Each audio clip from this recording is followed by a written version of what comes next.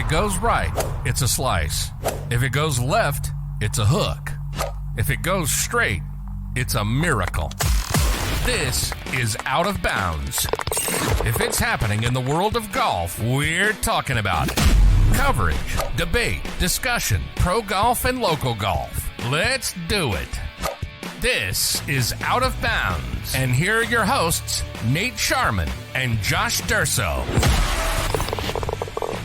All right, season 4 of Out of Bounds is here. Nate Sharman and Josh Durso welcoming you in to episode 1 of the 2025 season. We are one day removed from the Sentry, where scoring records were broken. Hideki Matsuyama kicked off his 2025 campaign with a win, and several big names were missing. Nate, it's winter, though. It's still winter here.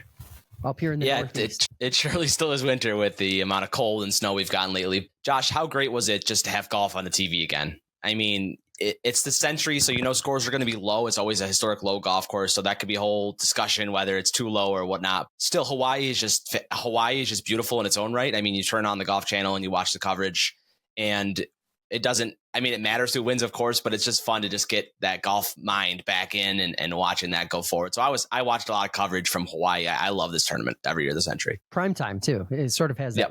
That too, yes. You turn it on 6, 7 o'clock and watch. It's I think it was a nice way to start, especially given that yesterday's ticket in the NFL was not as exciting or not as interesting as it could have been, with a full slate of games that meant something.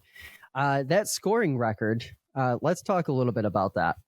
This was obviously a big event, a big win, I would say, right, for Hideki, who now has kind of a sleeper good record, like a career that's getting more impressive by the day, but he's still maybe in his prime. Are we still calling 32, 33, 34 prime? Oh, yeah, especially for a guy like Hideki Matsuyama, who had a massive year last year, won an elevated event and a playoff event.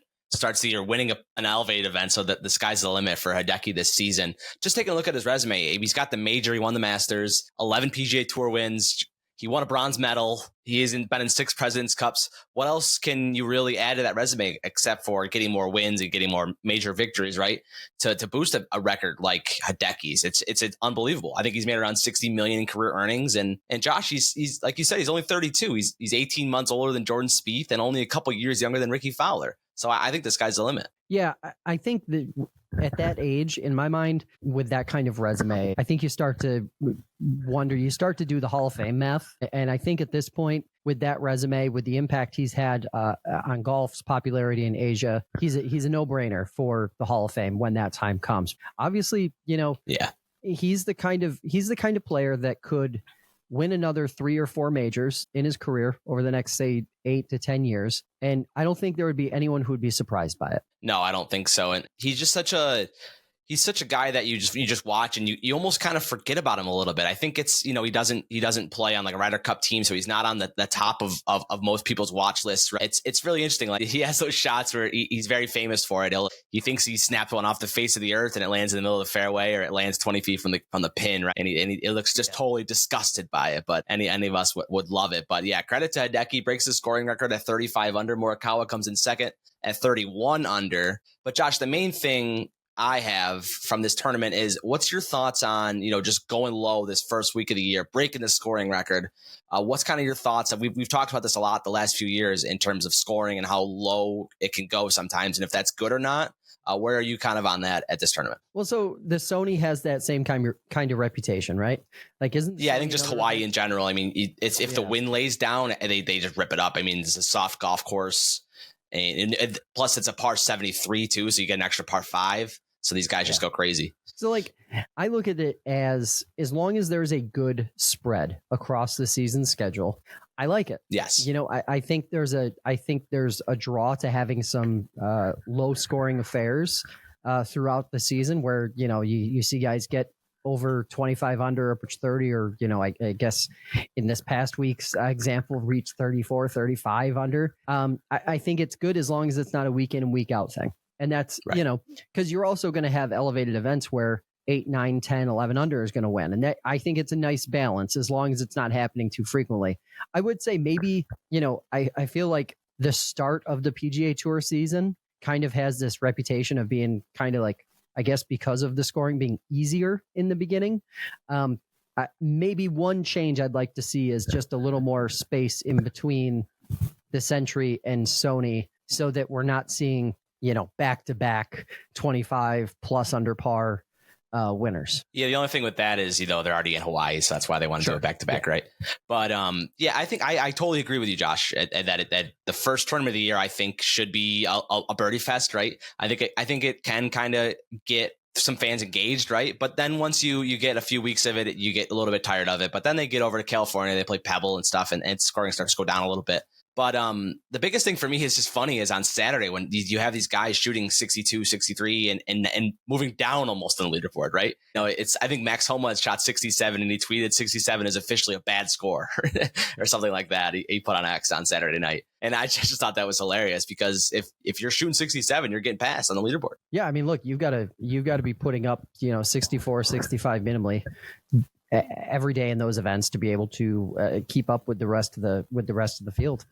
I think it's good because that's the expectation going in. No one's surprised by it, and we see what we see, at this event every single year. So it doesn't hurt. My question for you, looking back at the Sentry now, is Collin Morikawa. Kind of, it looked like he picked right up where he left off last year. Is that the way you feel about his performance from start to finish? Yeah, I mean, I love watching a guy like Collin Morikawa. He just has an unbelievably beautiful golf swing, and he seems to be putting a lot better too.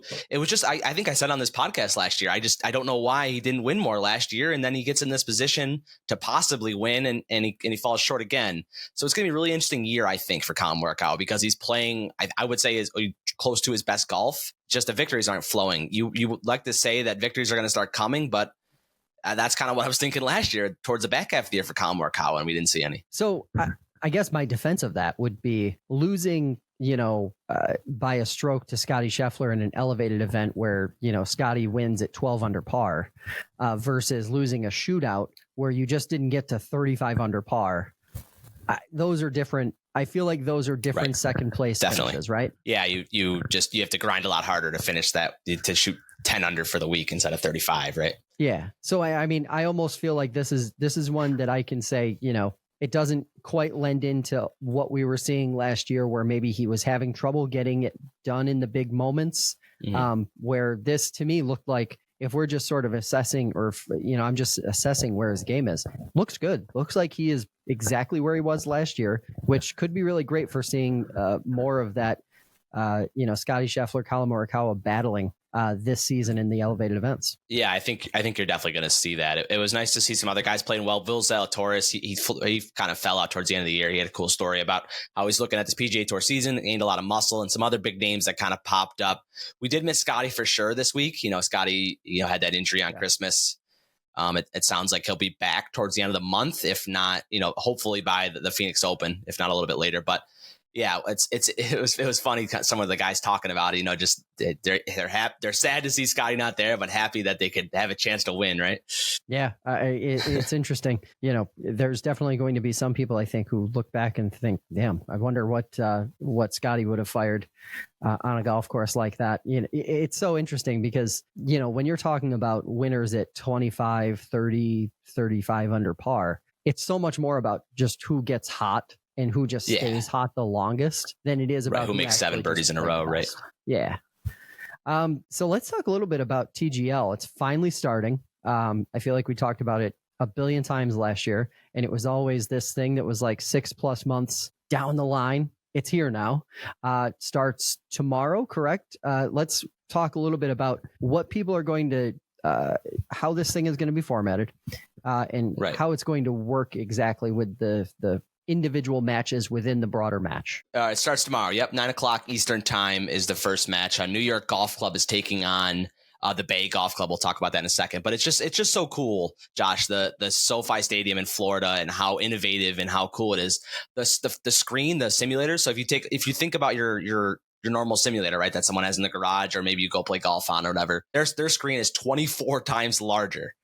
As just an absolutely massive screen, and they're going to be able to hit all types of shots on that until they get up to the green. So what they call it the green zone. When you get up close to the green, you go play on an actual green. And Josh, the green is 41 yards large. 41 yards, that's the size of it. So you can play almost a million different pin positions. There's a bunker. There's everything that kind of goes on with that. So there's never going to be anything old, I don't think, in terms of these golf courses. So it's going to be really cool. The matches are once a week. They're played generally on Tuesdays. Only 3 of the 4 guys play every week. So there's 4 guys on each team, but only 3 of the guys play in a match. I think they'll just rotate. And so you have 6 teams, 5 matches during the season for the regular season. And the cool part about too, Josh, is I was wondering about this, is they're 15-hole matches. So 9 holes of alternate shot, then 6 holes of singles. So the biggest thing to me is that this will be done in about 2 hours. I think 2 hours is the sweet spot. I don't think you need to go any more than that. You're going to lose interest. Agreed. I think even myself, I would lose interest if you get over 2 hours. So I think that's a good thing. So we talked about the Bay Golf Club and New York Golf Club. So New York Golf Club tonight is Matt Fitzpatrick, Ricky Fowler, Xander Schauffele, and then Cameron Young is the 4th. He's the one that's not playing. And then for the Bay, you have Shane Lowry, Ludwig Hebert, Wyndham Clark, and Minwoo Lee. Minwoo is going to sit out for the Bay Golf Club. Josh, taking a look at those players, we haven't seen them play on a simulator yet, so it's pretty much impossible to pick a winner. I mean, they're not necessarily playing real golf, but do you have a winner out of those two? I would lean towards the team with Xander on it, just because Xander is Xander. Right. But Ludwig is no slouch himself. I really like the way Wyndham Clark was talking about it, because they asked him some questions about it. They were a lot of those guys were there at the SoFi Center in Florida a couple weeks ago, and he was just talking about how aggressive they're going to be and how this is going to be really cool for TV, because the modern golf broadcast has its problems, right? We've well documented that on this podcast over the last few seasons, I think. So I think this is going to be cool in a way, because it's going to be more like a quote unquote traditional broadcast, right? Because, you're watching a hockey game and they go to commercial, these guys stop playing, right? They're on the bench, or they're doing the ice, and they're doing whatever. That's going to be kind of similar to what's going on with the simulator golf. They're not going to be hitting shots like they do in a golf broadcast, when you come back from a commercial and they say while you're away or playing through or whatnot, these guys actually stop playing. They don't hit balls. Yeah. So I think that's going to be kind of cool. It's going to be more like a traditional broadcast, and maybe it'll be a little better for TV.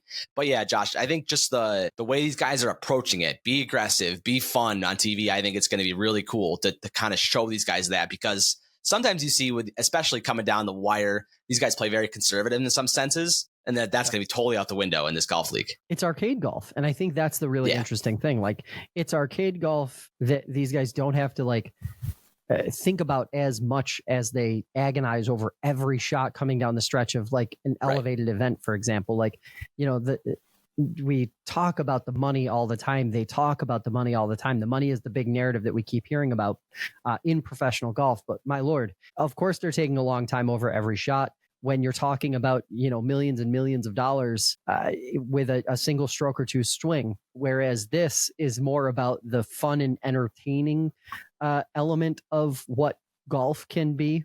We'll see how it translates. I'm really interested to see what the live audience element of it is, how that interacts with it, because I feel like over time you could have some scenarios where, the environment really gets quite intense compared to what you're experiencing over acres and acres on a golf course, right? So those are a couple really interesting things to me that I'm watching for, to see how this all works out. I will also say I was a little confused / skeptical about the players, one player from each team being dropped for these individual events. That's got to be a scheduling thing, right? So that these guys that's kind of what I was thinking too. Yeah, so that they can manage it with their actual tour obligations, and that no one feels overwhelmed by what they're doing. Right. They could be in a position where if they have 3 guys on a team, they say, crap, it's going to be hard for me to get to Florida. Oh, well, you'll just sit out this week. That's okay. Right. Exactly. But I think it's really important that we look at this with an open mind, Josh, because if we turn it on tomorrow night and we watch a few holes, and, simulator golf, I think can be a little bit detrimental to people. People are like, why do I want to watch this? But I think give it some time to kind of figure itself out, right? I don't think we can make any too harsh takes on it tonight. I think we have to give it a few weeks, and hopefully it kind of matures into what it should be after a few weeks of, trial and error, right? So I think that's really important. Yeah, there will be growing pains. And I think, much like the live experiment was sort of done without dollars and cents in mind, I think this is sort of the same thing, where they're trying to do something different that can potentially grow the TV side, the broadcast side of golf, because, like we have talked about before, it's not, the formats we have in our repertoire right now just aren't cutting it, including the crypto.com showdown, which I think, before we get into talking about this, what were your expectations for that in terms of popularity? So the Scottie Scheffler, Rory McIlroy versus Brooks Koepka and Bryson DeChambeau, there was a lot of marketing for it months leading up to it. And then I feel like they kind of quit in December, and then it comes on December 17th, and I think it underperformed dramatically. 50,000 viewers across 3 networks, and it streamed on Max as well. It was filmed out in Las Vegas live. There was a $10 million cryptocurrency prize on the line. What were your expectations going into that? When they first announced it, it was kind of documented as PGA versus Live, right? Bryson and Brooks were taking on Rory and Scottie, right? And that was going to be the whole thing. And I feel like exactly what you said, they crushed the advertising with it for so long. And then December rolled around, December 17th came, and December 15th, I think I was like, oh my goodness, it's Tuesday, it's this week, and I gotta be ready in place to watch it. But yeah, Josh, there was a lot of problems. They had some technical difficulties too throughout the broadcast.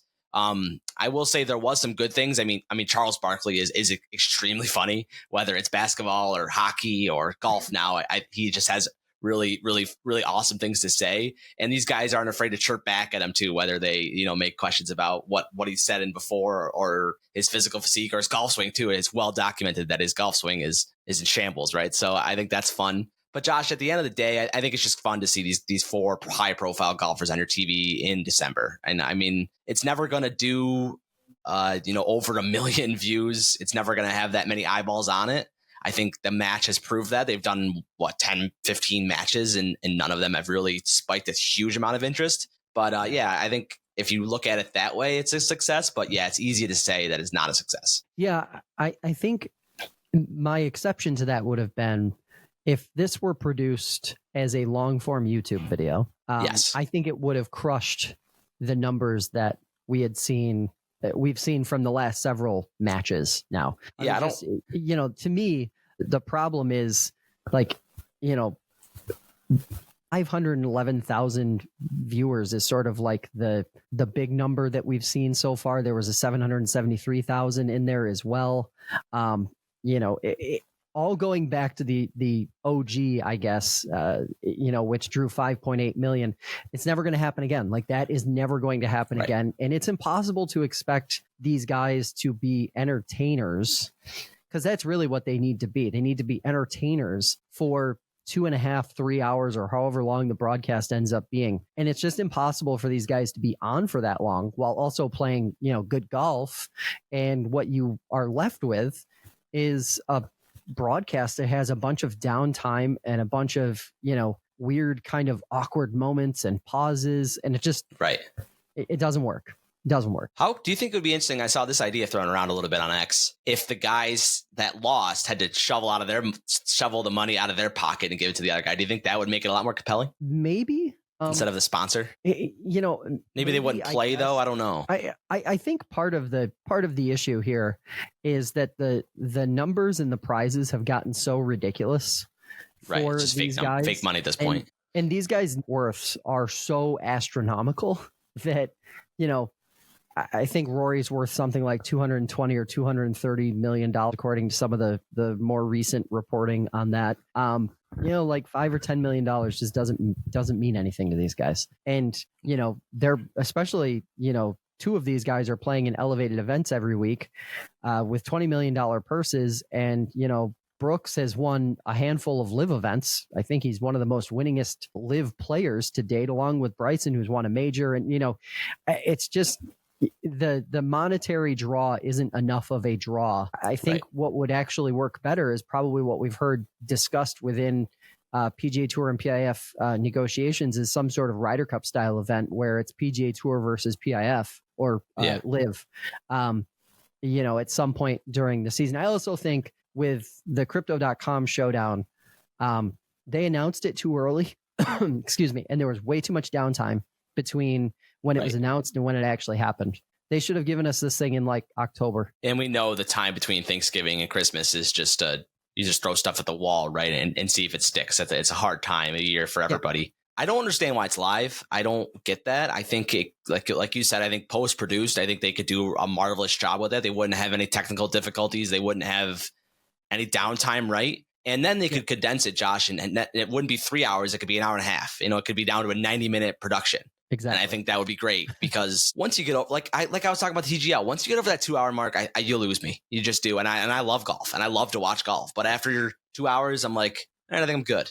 I've seen what I need to see. Plus Scottie and Rory were boat racing them. They were beating them. They were just hammering them. So it's like, why watch the last 5 holes, right? Yeah. And even if it isn't that competitive, or if, you know, it's a little lopsided, you can still build drama into a post-produced video, as opposed to trying to stick with the live element where you have a ton of downtime plus a match that isn't that competitive. So then they can crush social too. They can get clips going where they can get promo clips going where Rory's chirping Barkley's weight or whatnot, or you know, like there was a clip before that they did a really good job about when Rory asked what he wants to get revenge on Bryson for making that putt, right? And Bryson turns around and looks at him and says, well, Rory, you kind of did that to yourself. And I think those are the big viral moments that we need out of this. So if post-produced, they can kind of go through and find those and use those as teasers for the full broadcast. Yeah, and that was, honestly, that didn't even have anything to do with the actual event. And that was right, but it was hilarious. It was the funniest thing that came out of that whole thing. Yeah. Which is like, I totally, like, that just proves in my mind how, like, the match format has run its course. Do you think the match should be retired at this point and start looking towards something new? Yeah, I think live. I think they've hit a dead end with it being live. I think if you post-produce this thing, like I was just talking about, I think it can work. Whether it's called the match, whether it's called the crypto.com showdown or whatever it's called, whoever wants to fork up the money, I think it can work. It just has to be executed perfectly. Yeah, and I would say that the interesting thing is now, I believe within this month or maybe next month, Phil Mickelson and Grant Horvat are going to be doing the challenge series where they challenge other twosome to do this whole like match thing, and I think that will be worlds more successful than any of the matches have been, you know, in the last 3 years, just because of how they will be produced. They will be produced exactly the way you're describing, where no matter what, it will be produced with drama included, with all of the dead stuff taken out. I mean, look at like Bryson DeChambeau has been did that series where he tries to break 50 from the from the front tees with somebody else, and that one he did one with President-elect Donald Trump, and that one got over 1 million views. I mean, it's post-produced, it's edited, it's within an hour, I think, and people love that. I mean, whether you like Donald Trump, whether you hate him, I think you still like that video because it's just fun to watch. Yeah. And it draws attention, it draws eyeballs. Okay, so let's talk. We've kind of touched on this a little bit. PGA Tour PIF negotiations, they are progressing. We're getting closer to a potential agreement. Reports indicate right now that PIF is nearing a $1.5 billion investment for roughly a 6% stake in PGA Tour Enterprises, which will be the new entity that's born out of this merger. It's not a merger, which will be valued at approximately $12 billion. This, of course, follows numerous framework agreement announcements that we've caught since June 2023. The goal, of course, is to unify professional golf, get some cross-pollination here with guys playing on both sides of the tours. All that said, a deal is going to require approval from the U.S. Justice Department, which has raised some concerns before about antitrust issues. That said, President-elect Donald Trump has expressed support for it and says his administration may help facilitate the final deal. Obviously, Donald Trump has a pretty significant and public interest in live. So no surprise there.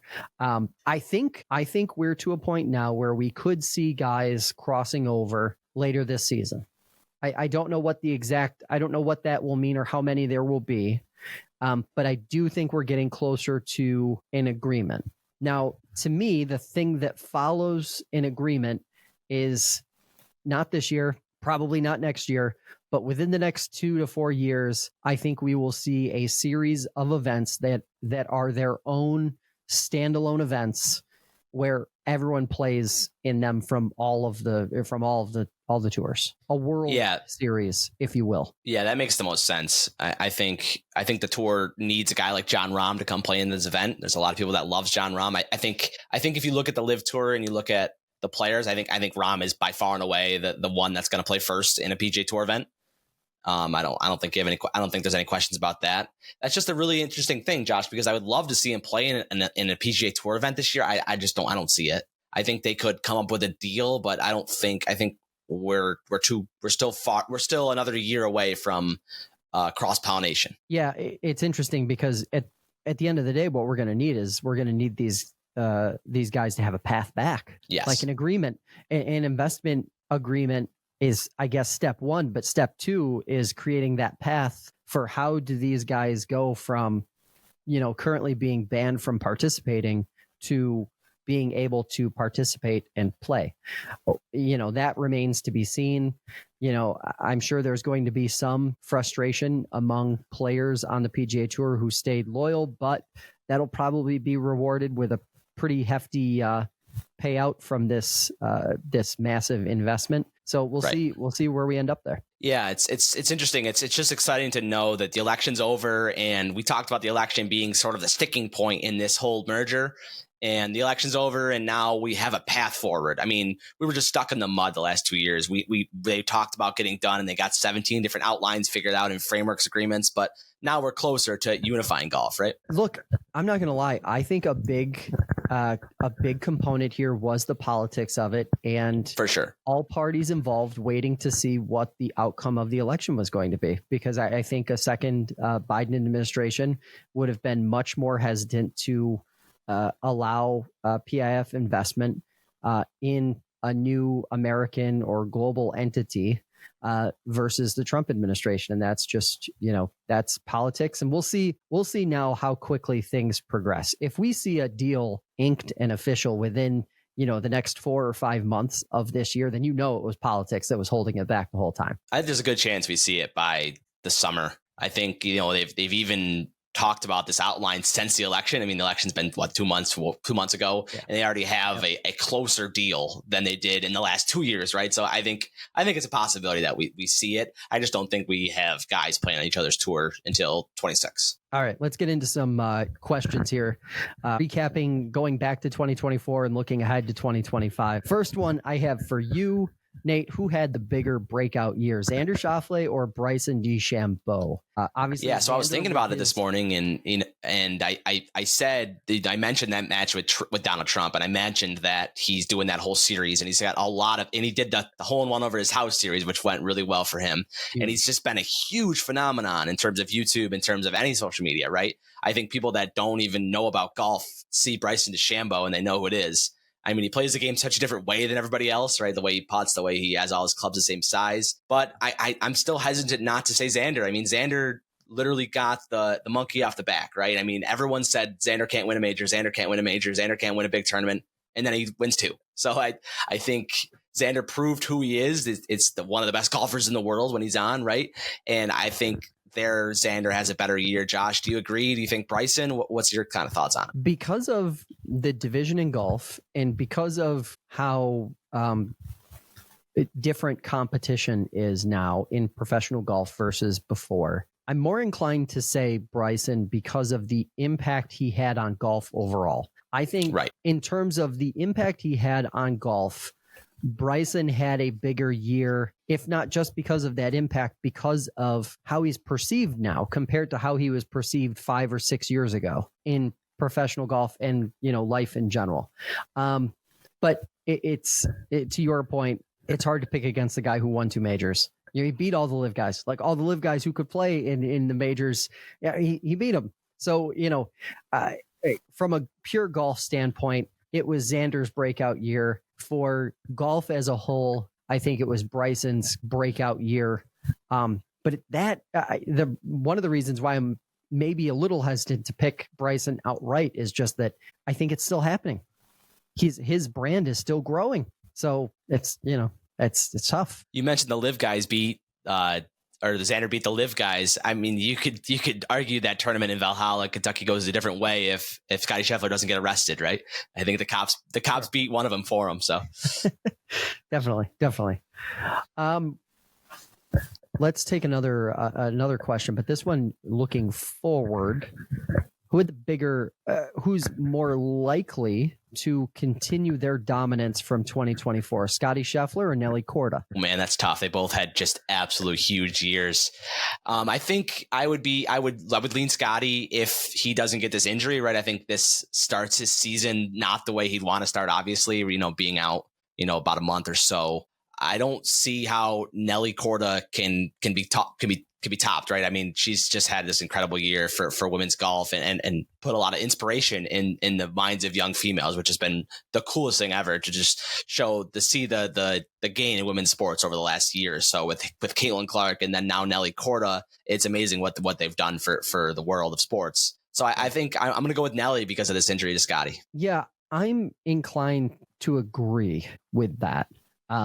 Because I think with as much attention as Scottie's dominance last year got, especially drawing comparisons to Tiger, I'm not sure we had ever seen a span of success like Nelly's in the women's professional game. And that is, to me, it really created some separation. Now, I think for the same reason that we haven't seen that before, I think there's a fair chance that she's able to continue that a little more easily than Scottie would. But then again, we thought Scottie might cool off last year at different times. We thought some breaks might change things.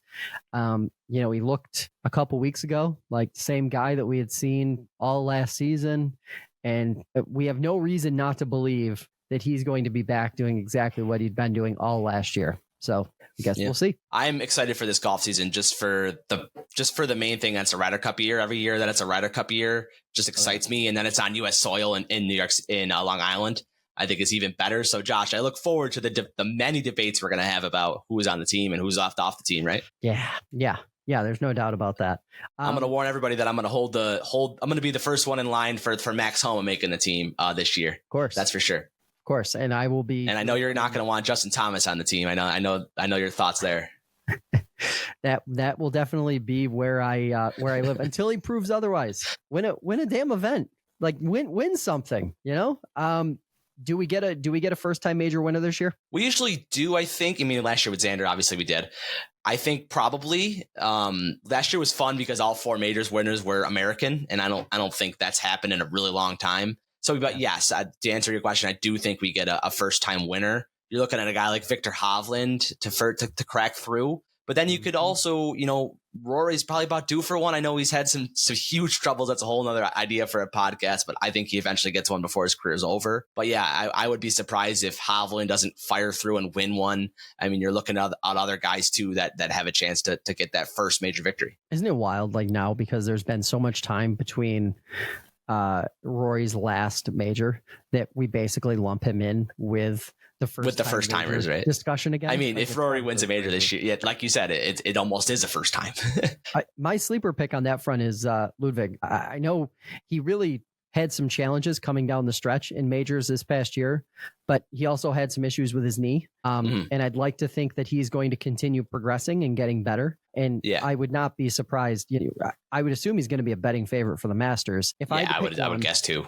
Yes. If I had to pick one to be sort of the potential first time major winner, he would be my pick. All right, I got even more sleeper for you. So I think Sahith Theegala is gonna contend. Ooh. I think winning's gonna be tough for him, but I think he'll be right there. He's shown that he can contend in big time tournaments. That's interesting.